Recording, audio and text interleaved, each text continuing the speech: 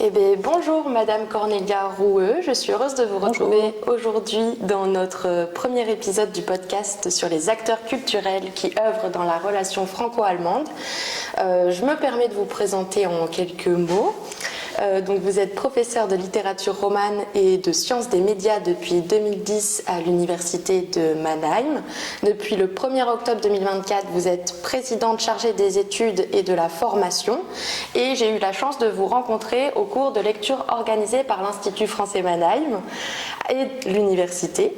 Et donc l'université Mannheim est un membre fondateur du conseil d'administration de l'Institut français Mannheim. Que vous représentez. Donc tout d'abord, si vous voulez bien, est-ce que vous pourriez vous présenter brièvement votre parcours, d'où vous venez, où êtes-vous né, etc. Très bien. Donc, merci beaucoup pour l'invitation. Je suis très honorée de pouvoir être là. Donc, je suis née à Aix-la-Chapelle, ce qui semble être un nom français, mais au fond, c'est juste le nom français pour la ville allemande Aachen, mais une ville qui est donc sur la frontière entre la Belgique et l'Allemagne et les Pays-Bas. Mais je n'ai pas habité là très longtemps. Je suis partie lorsque j'avais, je pense, 14 mois. Donc, on a déménagé dans le sud de l'Allemagne, dans le nord de la Bavière, à Würzburg, où j'ai grandi. Après, pour mon rapport au français, ce qui est peut-être important, c'est que lorsque j'avais 6 ans, on est parti vivre en Algérie pour un peu plus d'1 an. Et donc j'ai été scolarisée en Algérie, j'ai fait le CP et une partie du CE1 dans une école française à Oran, près d'Oran. Et c'est là que j'ai appris le français parce qu'avant je ne parlais pas le français du tout. Donc on a été vraiment mis dans le bain, mon frère et moi, ce qui n'a pas toujours été facile, mais ce qui finalement a assez bien marché. Et donc c'est là ma première expérience du français et aussi mon apprentissage du français s'est fait en Algérie. Et puis on est retourné en Allemagne et pour qu'on ne perde pas notre français, mes parents m'ont envoyé chaque été en Bretagne parce que j'avais une copine à l'école en Algérie qui était bretonne. Et toutes les régions se rencontrent. Toutes les régions se rencontrent, voilà. Et donc j'ai passé beaucoup d'étés à partir de l'été de mes 9 ans en Bretagne. Et comme ma copine là n'a jamais appris l'allemand, donc pour moi c'était très facile parce que j'étais bien obligée de parler français. Et c'est comme ça que finalement ça s'est pas perdu et qu'aussi l'intérêt pour la France, pour le français, donc ça s'est fait. Oui. Il y a un lien assez fort qui s'est tissé, qui est dû probablement aussi au fait que mes parents aussi enseignent la littérature française. Ah oui, c'est une histoire de famille. C'est une histoire de famille, absolument. Et donc chez moi, lorsque j'étais jeune, on parlait beaucoup de littérature française et c'était quelque chose qui était très important pour mes parents et qui reste important aussi pour les discussions entre mes parents et moi parce que comme c'est quand même une génération avec laquelle il n'est pas toujours facile de parler de plein de choses, c'est beaucoup plus facile si on en parle à travers des livres qu'on a lus ensemble.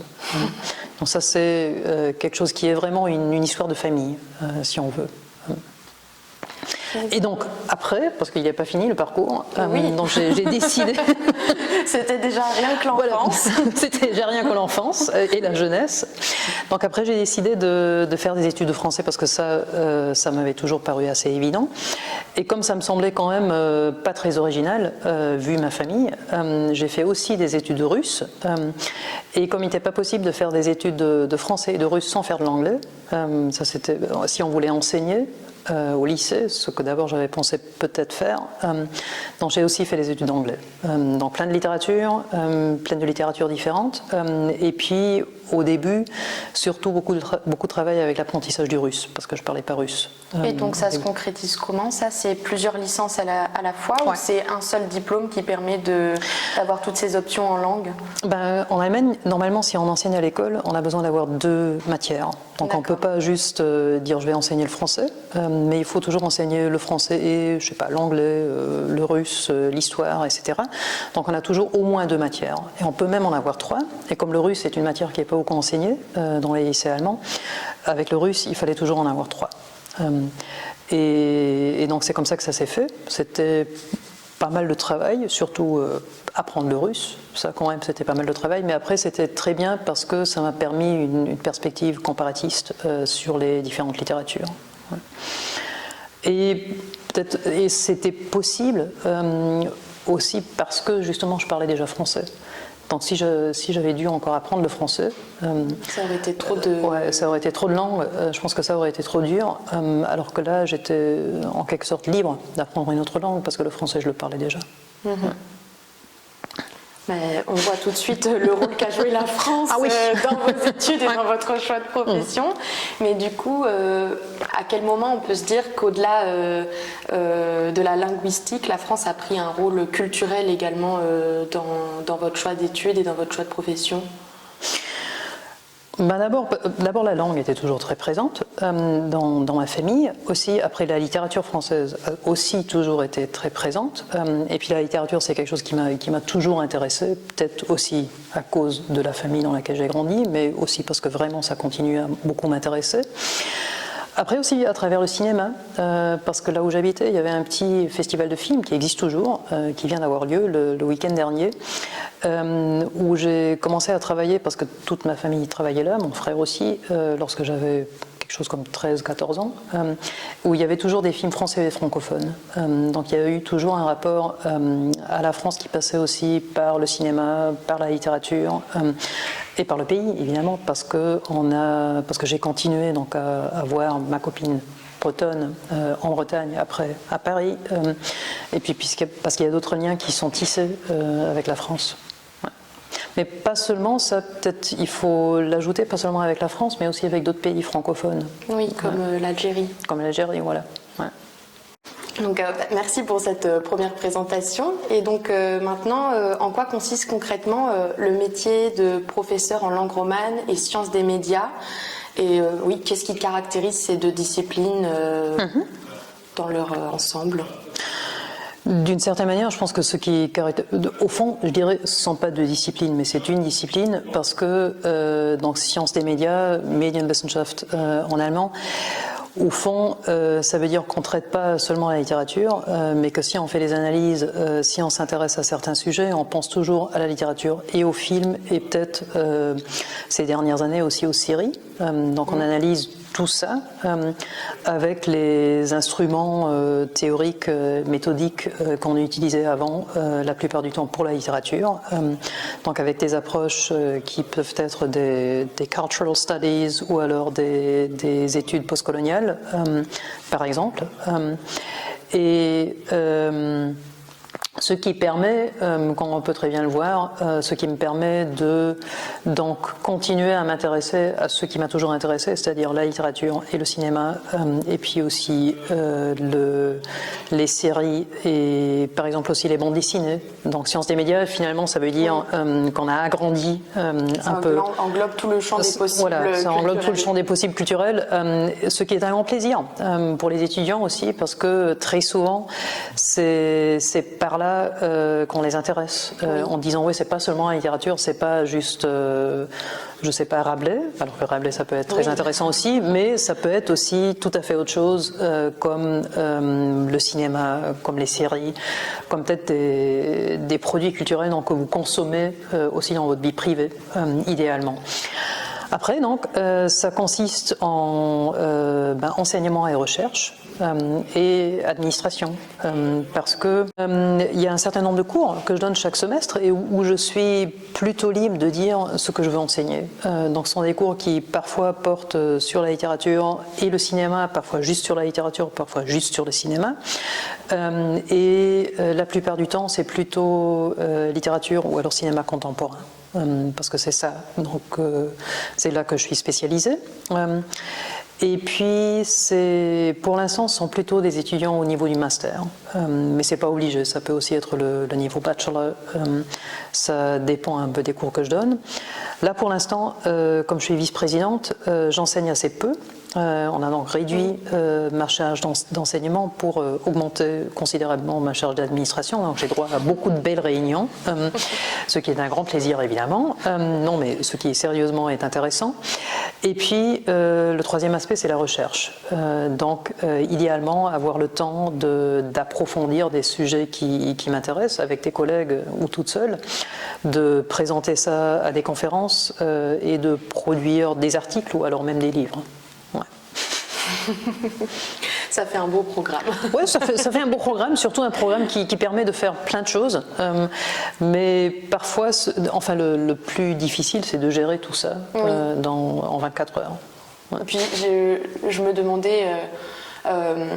peut-être qu'aussi il y a des fois une petite frustration personnelle parce qu'on préfère un des 3 champs, mais qu'on est obligé de faire les 3 ? De faire les 3 et de... Ouais. Après, entre enseignement et recherche, c'est pas toujours facile à dire, parce que j'aime beaucoup la recherche, mais j'aime aussi beaucoup l'enseignement, parce que c'est quand même sympa de discuter de textes, de discuter de films, de discuter de sujets qui me tiennent à cœur avec des étudiants. Et puis parce que la recherche, c'est quand même quelque chose où on est la plupart du temps toute seule, ce que j'aime bien. C'est pas le même exercice mais c'est pas vraiment la même chose. Donc là, je trouve que c'est pas... Moi, je dirais jamais, moi j'aime surtout la recherche et l'enseignement. Bon, je suis trop snob pour enseigner. J'aime bien l'enseignement, vraiment, je trouve que c'est sympa. L'administration, c'est pas ce que je choisirais si j'avais vraiment le choix. Après, c'est quand même nécessaire, parce que si on est mal administré, c'est difficile de faire le travail qu'on a à faire. Donc c'est quand même important, et à mon avis, il y a comme une... non pas une obligation totale, mais disons si pendant un certain temps quelqu'un prend sur lui une lourde charge administrative, il faut bien que quelqu'un d'autre le fasse après. Donc au cours d'une carrière, on est bien, à mon avis, un peu obligé quand même de le faire à un moment donné. En parlant de pédagogie, de transmission, du coup, vous avez beaucoup d'élèves dans votre master et donc qui ont appris, vous me disiez plutôt, le français en général dès le secondaire, c'est ça ? Effectivement, ils font du français dès le secondaire. Là, malheureusement, il faut dire qu'il y a de moins en moins d'élèves qui veulent faire du français dès le secondaire et surtout qui veulent le faire de manière approfondie. Il y en a quand même encore beaucoup qui commencent à faire du français, mais après, lorsque en allemand, c'est l'11e. En France, je pense que ça serait la seconde. Donc à ce moment-là, l'arrivée au lycée. Voilà, ils peuvent choisir. Ceux qui veulent faire de manière approfondie, et là il y en a de moins en moins qui choisissent le français, malheureusement. Et ce qui fait qu'on a nettement moins d'étudiants qu'on avait il y a 15 ans, ou il y a 20 ans, ce qui est assez inquiétant parce qu'il nous faudra quand même des enseignants et des enseignantes, aussi dans un futur proche, ou un peu moins proche. Mais on a l'impression que... et puis ça m'inquiète aussi à un niveau politique, parce que c'est quand même un grand pays qui nous est très proche et qui est très important au niveau de l'économie, mais aussi au niveau culturel. Et si plus personne n'a l'impression de devoir apprendre le français, je trouve que c'est inquiétant. Mais donc ça fait le fait qu'il y ait moins d'étudiants, moins d'élèves en secondaire qui font du français de manière approfondie, il y en a moins qui arrivent à l'université et qui ont envie de faire des études de français. Justement, en parlant de cette inquiétude, j'imagine que c'est aussi pour ça que vous êtes autant motivé à vous investir en dehors du cercle académique et du cercle universitaire. Et donc, vous faites partie du conseil d'administration de l'Institut français Mannheim, vous participez à la fondation d'études du peuple allemand. Comment concrètement vous pouvez agir et quelles sont vos actions pour promouvoir la culture et la langue française en dehors de l'université? Pour ça, évidemment, l'Institut français est super important. Donc on a été très contents lorsqu'il y a 10 ans, l'Institut français a été fondé ici à Mannheim, parce qu'avant il n'y en avait pas, parce que c'est le partenaire le plus important pour des activités culturelles, pour par exemple inviter des auteurs et des autrices, pour des soirées de discussion, de lecture de leurs textes. Donc ça, ce sont des soirées qui s'orientent évidemment vers les habitants de la ville de Mannheim ou de la ville de Heidelberg et qui sont francophiles ou même éventuellement francophones, mais on fait toujours des traductions aussi, donc personne n'est obligé d'être parfaitement francophone. Voilà, c'est inclusif à ce niveau-là. Donc c'est censé évidemment intéresser les gens, intéresser un grand public, pas seulement le public universitaire, à la culture française, à la littérature française. Après, on se rend compte depuis un bon moment déjà que c'est plutôt un public, on va être poli, on va dire un public d'un certain âge qui vient à ce genre de soirée. Donc ce ne sont pas les étudiants et les étudiantes, ce ne sont pas les élèves non plus, mais ce sont des gens qui sont déjà motivés, on va dire. Et on n'a pas encore réussi à trouver le genre de manifestation qu'il faudrait organiser pour intéresser un public plus jeune, ce qui me semblerait en même temps très très important. Oui, et qu'est-ce qui pourrait être mis en place pour que les plus jeunes se sentent plus concernés par ces événements culturels À vrai dire, je ne sais pas. Pour les étudiants et les étudiantes, vraiment, je ne sais pas. On a essayé de faire pas mal de trucs, mais je pense que d'un côté, ça tient au fait qu'avec l'instauration du système de bachelor et master à l'université, ils ont l'impression d'avoir de moins en moins de temps. Oui. Donc, ils sont vraiment assez stressés. Et puis, ici à Mannheim, il y en a énormément qui travaillent aussi. Donc, qui travaillent, je ne sais pas, dans un resto. Oui, à côté de leurs études. À côté de leurs études. Donc, ils n'ont pas beaucoup de temps à passer sur autre chose que les études et le travail. Et ils vont donc réfléchir 3 fois à qu'est-ce que je vais faire de ma soirée. Est-ce que je vais aller à cette soirée qu'organise Madame Roueux ou est-ce que je vais faire autre chose et peut-être gagner de l'argent. Je pense que ça, c'est un problème. Après, il y a peut-être aussi un certain problème de timidité, parce que rencontrer un auteur, ça implique éventuellement de devoir poser des questions, de devoir s'investir activement. Ça fait un peu peur. Et on essaye de leur dire maintenant c'est pas nécessaire, venez tout simplement, vous n'avez même pas besoin de lire le livre avant, il n'y a pas besoin de poser de questions, nous aussi on va poser des questions, donc venez juste pour voir si ça pourrait vous intéresser.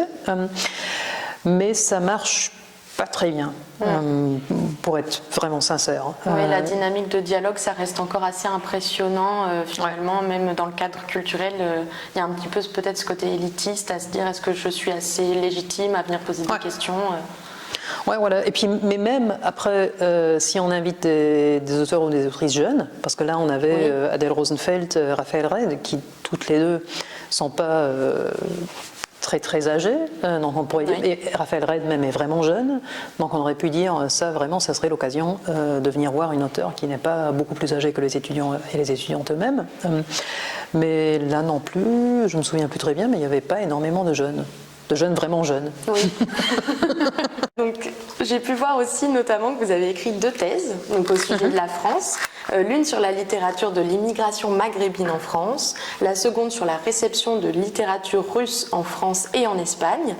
Et donc pourquoi vous êtes-vous à chaque fois concentré sur la réception de ces 2 types très différents de littérature en France précisément ? Ça tient à des raisons qui ne sont pas juste, disons, ma préférence pour ce genre de littérature, mais aussi à des aspects de comment est-ce que j'organise ma carrière. Donc pour la première thèse, qui était celle qui portait sur la littérature issue de l'immigration maghrébine, ça c'était vraiment quelque chose qui m'intéressait, ce qui est dû aussi au fait d'avoir vécu en Algérie. Et puis c'était à l'époque un sujet duquel on parlait beaucoup, pas tellement dans les universités françaises, je pense, mais beaucoup dans le contexte anglophone, parce qu'il y avait quand même beaucoup de similarités avec ce qu'on appelait la littérature de la seconde génération en Angleterre ou aux États-Unis. De quoi s'agit-il précisément, la littérature de la seconde génération ? C'est la littérature de ceux qui sont nés en France, la plupart du temps, et qui ont commencé à écrire en français sur le fait d'être issus de l'immigration, d'avoir vécu certaines expériences pas toujours très plaisantes dans ce contexte-là. Donc il s'agit d'auteurs comme Azzouz Begag, Mehdi Sharef, qui était presque le tout premier à écrire un texte comme ça, de Leila Sebar, qui écrit toujours, elle aussi.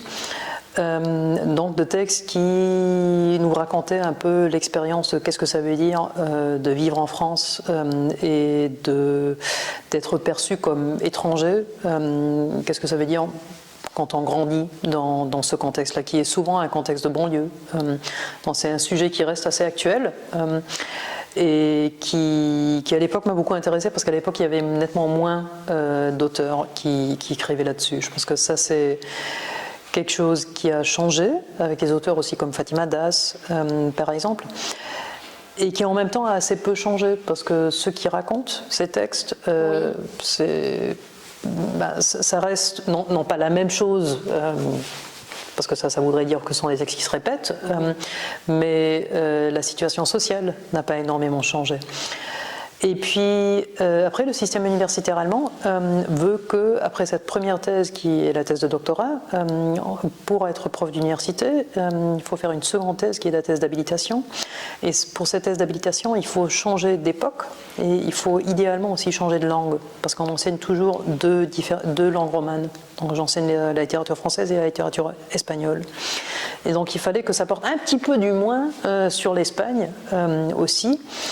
Et donc j'ai choisi de travailler sur la réception de la littérature russe au tournant du 19e au 20e siècle, justement parce que j'avais aussi fait des études de russe et parce qu'il y avait des choses assez intéressantes à trouver dans le contexte des traductions du russe au français, parce qu'on a fait des traductions qui étaient beaucoup plus brèves que les textes originaux.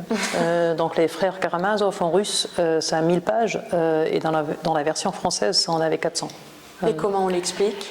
On l'explique parce qu'on a retiré certaines parties. Une partie a même été publiée en tant que roman à part, parce qu'on a trouvé qu'il y avait c'était trop long, qu'il y avait trop de sujets là-dedans, et qu'il y avait toute une trame narrative qui portait sur un groupe d'enfants, et on l'a enlevé, on a fait un autre livre, ce qui posait un gros problème parce qu'après la fin manquait. Donc on a dû réécrire la fin des frères Karamazov. D'accord. Ouais. Donc ça c'était vraiment intéressant et ça m'intéressait. C'est intéressant, c'est une vraie découverte pour moi. Donc j'ai pris beaucoup de plaisir à découvrir votre dossier intitulé « Entre indétermination et surdétermination, l'Allemagne vue par des écrivains francophones contemporains » que vous avez écrit en 2019. Vous y parlez dès les premières lignes d'une relation surdéterminée entre les deux pays, entre l'Allemagne et la France, et donc d'une normalisation de la relation franco-allemande. Qu'est-ce que vous entendez par cette normalisation de la relation franco-allemande ? Vous insistez sur l'artificialité de cette relation car elle n'irait pas de soi. Oui, enfin je pense, il y a quelques années que j'ai écrit ce texte, donc il va falloir que je réfléchisse, j'espère que je vais y arriver. Je pense que ce qui pendant longtemps a quand même marqué le rapport entre la France et l'Allemagne, c'est la guerre. Il y a eu 3 guerres entre la France et l'Allemagne, à partir de la guerre de 70-71, la guerre franco-allemande, et puis les 2 guerres mondiales. Et donc, là, on n'a plus l'impression qu'il s'agit d'un miracle que ce soit maintenant une relation normale, entre guillemets, mais il faut dire qu'il y a 50 ans, c'était quand même presque un petit miracle que ça ait marché, parce que ça allait vraiment pas de soi, parce que pendant des générations, il y a eu donc des jeunes hommes qui sont partis à la guerre contre l'autre pays, et que donc une amitié se soit tissée entre ces pays, et puis entre des individus aussi. Je pense que c'est d'abord un petit miracle, et aussi après quelque chose qui a normalisé les rapports, parce qu'on a donc créé des programmes d'échange, pour les étudiants, pour les élèves en secondaire. Presque chaque ville française a une ville jumelée en Allemagne, etc. Et je pense que ça a mené à ce que j'ai probablement appelé, si vous le dites, dans le texte, une normalisation. et une normalisation qui est, et j'espère que je vais bien résumer mon propre texte, qui est je n'en suis pas inquiète. entre surdétermination et indétermination, parce que d'un côté, il y avait donc beaucoup de choses qu'on savait à propos de l'autre pays, ou qu'on croyait savoir, qui venaient de ce qu'on se racontait dans la famille, de ce qu'on savait à travers les médias, de ce qu'on croyait savoir parce qu'on l'avait, ou qu'on savait parce qu'on l'a appris à l'école ou au lycée, et puis d'une certaine indétermination, parce que pendant assez longtemps, on n'est quand même pas allé voir. Ou du moins, si on avait le choix, on n'est pas allé voir. Si on était soldat, on n'avait peut-être pas le choix, mais on n'a pas beaucoup apprécié, probablement. Et puis, après, si on n'y était pas forcé, on n'est peut-être pas allé voir. Mais à partir des années 50, c'est quand même quelque chose qui s'est fait, et beaucoup, et qui a mené quand même non seulement à une relation amicale entre les pays, mais aussi à ce que les pays soient très importants l'un pour l'autre en ce qui est relations économiques, etc. Et ça se voit dans les textes de différents auteurs. Donc j'en ai choisi quelques-uns et quelques-unes seulement. Oui, vous citez Jérôme Ferrari, Samy Langéraert, Camille de Toledo. Par exemple. Ouais, ce sont des exemples très différents, parce que dans le cas de Jérôme Ferrari, c'est vraiment un rapport qui l'intéresse ou qui a surtout commencé à l'intéresser d'abord à travers la philosophie, parce qu'il a fait les études de philosophie, et puis après, plus particulièrement, parce qu'il s'est intéressé au personnage de Werner Heisenberg. Et donc il a dû essayer de comprendre le contexte dans lequel Heisenberg vivait et avait fait ses recherches. Mais le cas de Camille de Toledo, par exemple, est tout à fait différent, parce que Camille de Toledo, à un moment donné, lorsqu'il avait, je pense, environ 30 ans, est parti vivre à Berlin, et depuis vit la plupart du temps à Berlin, je pense, en tout cas entre la France et l'Allemagne, et il a donc vécu extrêmement longtemps. Et ça se voit dans ses textes aussi, ça se voit dans Le Être et le boulot, mais aussi dans la plupart de ses autres textes. Dans ce texte, vous décrivez très bien à travers de multiples exemples littéraires comment la relation franco-allemande, elle s'est construite à travers le souvenir, les liens familiaux. Et donc, que pensez-vous du rôle de la littérature dans ce travail de mémoire, alors que nous venons il y a quelques jours seulement de fêter par exemple les 80 ans de la libération du camp d'Auschwitz. Est-ce que ça a un enjeu, un rôle à jouer dans ce travail de mémoire ? Oui, je pense que ça a un rôle très important à jouer dans ce travail de mémoire, parce que dans 10 ans, dans 20 ans ou plus tard, il n'y aura plus de témoins de témoins vivants qui pourront nous raconter de vive voix leurs expériences. Et donc, d'un côté, la littérature a un rôle à jouer en ce qu'elle est capable de transmettre ces témoignages lorsque les témoins eux-mêmes ne pourront plus le faire. Et puis aussi parce qu'elle peut nous donner des perspectives sur ces événements, sur ce qui s'est passé après, sur pourquoi tout cela est arrivé, qui sont peut-être plus accessibles au public que juste un texte historique, et qui nous font comprendre les expériences que les gens ont vécues. Et je pense que de ce côté-là, la littérature a un grand rôle à jouer dans ce qu'on appelle le travail de mémoire. Donc si à un moment donné on n'a plus de témoins, si on n'avait plus de texte, comment nous souvenir de ce qui s'est passé? Et comme il me semble de plus en plus important, peut-être même de nous souvenir de tout cela, je pense que là, la littérature a vraiment un rôle très important. Oui, je trouvais ça très intéressant, la manière dont vous pouviez parler par exemple de la subjectivité, dont on représente la subjectivité en littérature, et de la difficulté qu'on a à se remémorer justement, à faire ce travail de souvenir pour soi-même sur des auteurs qui par exemple, eux, ont eu une histoire avec la relation franco-allemande et qui ont des difficultés à le raconter par des mots et à le retranscrire littérairement. Donc on peut se poser la question s'il est si difficile de manière subjective de l'écrire et de se poser la question pour soi-même, que va-t-il en être pour après, quand il s'agira simplement de le transmettre? Oui, et puis on voit déjà que pour ces auteurs-là, parce que ce ne sont pas Camille de Toledo, Jérôme Ferrari, ce sont des auteurs qui sont nés à la fin des années 60, au début des années 70, ne sont pas des auteurs qui ont vécu eux-mêmes la Seconde Guerre mondiale ou la Shoah, mais où dans leur famille, il y a des expériences de guerre, de la Shoah aussi, dans le cas de Camille de Toledo. Mais donc déjà pour eux, ce sont des expériences transmises, d'une certaine manière, transmises et puis retravaillées par les moyens de la littérature.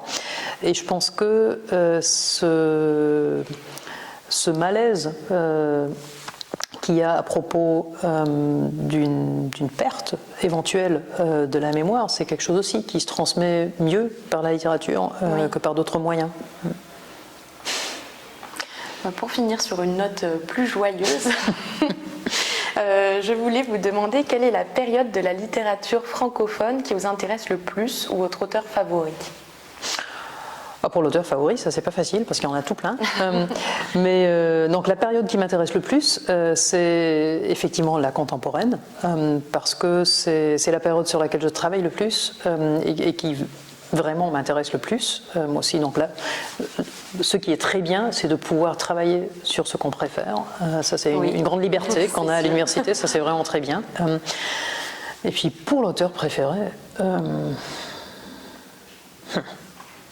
c'est pas facile. C'est pas facile. Donc j'aime, parmi les auteurs contemporains, j'aime effectivement beaucoup Jérôme Ferrari qui a déjà été cité. J'aime beaucoup Olivier Rosenthal, qui n'a pas encore été cité, qui vient de publier un autre livre. J'aime beaucoup Mathias Hénard. Et j'aime beaucoup, vraiment Marine Ndiaye.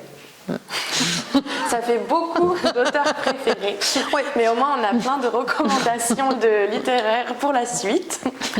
Je vous remercie énormément en tout cas d'avoir accepté mon invitation. Merci à vous, merci beaucoup.